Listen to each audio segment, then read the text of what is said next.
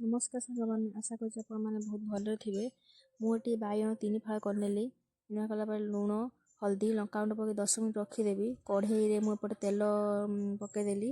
ତେଲ ଗରମ ହୋଇଗଲା ତ ଯେଉଁ ବାଇଗଣ ନେଇଥିଲି ବାଇଗଣ ବି କଢ଼େଇରେ ପକାଇକି ଭାଜିଦେଲି।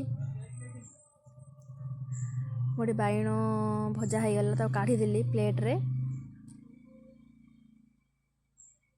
ଆପଣ 10 ମିନିଟ୍ ରଖି ତାପରେ ବାଇଗଣ ଭାଜିବେ, ବହୁତ ଭଲ ସାଙ୍ଗେ ବି ହେଇଯିବ। ସେଇ ତେଲରେ ପୁଣି ବଡ଼ି ମୁଁ କିଛି ଭାଜି ନେବେ। ବାସ୍ ମୋର ଏଠି ବଡ଼ି ହେଇଗଲା।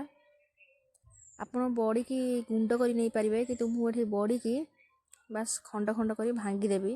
କାରଣ ଟମାଟୋ ଦଳାରେ ବଡ଼ି ଖଣ୍ଡ ଖଣ୍ଡ କରି ପକାଇଲେ ଭଲ ଲାଗେ, କାରଣ ଟମାଟୋ ତ ମେଲ୍ଟ ହେଇଯିବ ନା। ମୁଁ ଏଠି କଞ୍ଚା ଟମାଟୋ ନେଇଛି, ଆପଣ ଚାହିଁଲେ ବି ସିଝା ଟମାଟୋ କିମ୍ବା ପୋଡ଼ା ଟମାଟୋ ନେଇପାରିବେ। ବାସ୍ ମୁଁ ଏଠି ପିଆଜ ଲଙ୍କା ଗୁଣ୍ଡ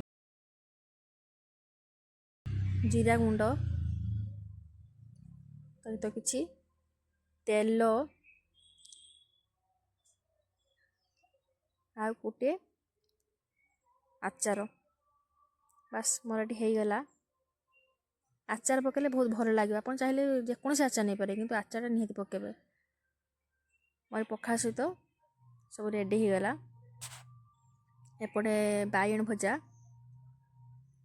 ଏପଟେ ଟମାଟୋ ଦଳା ଏବଂ ଆଳୁ ଭଜା।